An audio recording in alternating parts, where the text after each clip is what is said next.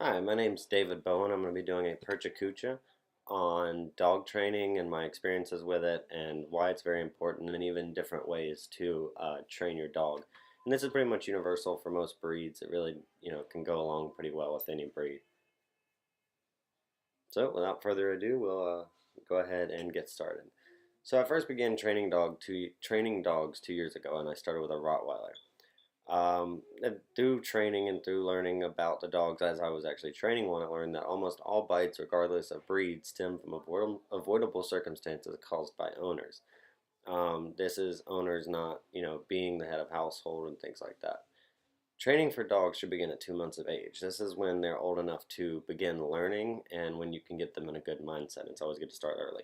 After 2 months, dogs can start to pick up bad habits, and bad habits can lead to bad and potentially dangerous situations later on in life when they're older and bigger and can cause more damage and havoc for owners. Training a dog consists of much more than just tricks and teaching fun things to the dog. Teaching tricks to the dog does help them, however, to understand when they're being taught. Also, while they're learning, they're put into a good mindset. It makes them very open-minded, teaches them that you're in charge and to follow your rules. So just teaching them things like sit and lay down can translate into other things. Just like with people, education and wit is almost never a bad thing for a dog. When training, it is essential to socialize the dog with things like kids, hats, sunglasses, and being protective over their food are some examples that can tick off an unsocialized dog. By socializing, it very much means putting them in a situation they're not very comfortable and training them to be more comfortable with it. There are many common misconceptions about training dogs and about certain breeds. Some say that certain breeds, for example labs, won't bite. Others say that certain breeds always turn on their owners. Rottweilers, Pit Bulls, Huskies are just a few to name. And this is not a good thing. These are not good misconceptions because they lead to really bad things. So these misconceptions damage certain wonderful breeds like the Rottweiler, the Pit Bull, and the Husky. Just the Great Dane is another one, and can cause dangerous situations with other untrained ones. Some people think, oh, my Beagle and my Lab. You never hear about those bites because they're generally not. There's no such thing as a mean-natured dog. They're just untrained ones. So, but no one ever thinks a Lab will bite you, but they can.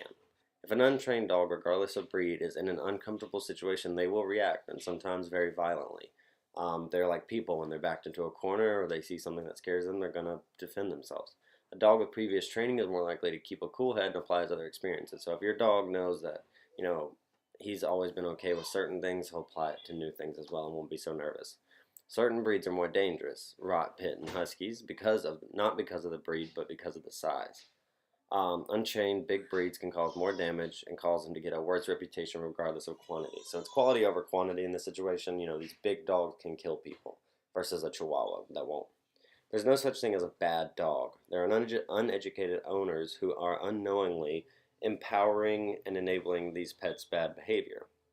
We must understand our responsibility as owners, which is to rightfully train our dogs so they're actually happier, safer, and easier to be around. Dogs are still pack animals. They do descend from wolves and they still have that same instinct. Every dog needs and wants a pack leader, and that's where you come in. Without the comfort of a pack leader and a protector, your dog will always be very weary and nervous. This makes them dangerous. It's like a kid without, an older sibling or without his parents, without that sense of protection. The food issue. Many owners have the issue of a dog growling around its food. Most just leave the animal alone. This is the worst thing you can do for him. What you're telling a dog is, okay, this is your food, I'll let you have it. He is claiming it from you, which will start translating into other situations where he'll want to claim everything because in his mind he's becoming the pack leader, which is never good. Dogs want a pack leader. Eventually your dog may, not all do, but your dog may start trying to lead the pack. This is natural but must be handled accordingly. If the dog challenges you, you must meet the challenge and show dominance and authority. This doesn't mean pinning your dog down, but it just means showing your dog that you are the pack leader through certain behaviors. You exert these behaviors to show them. Types of challenges from dogs may include, long withstanding eye contact, playing very aggressively, taking things away from you and not giving them back when they're told to, and disobedience. Every dog is different.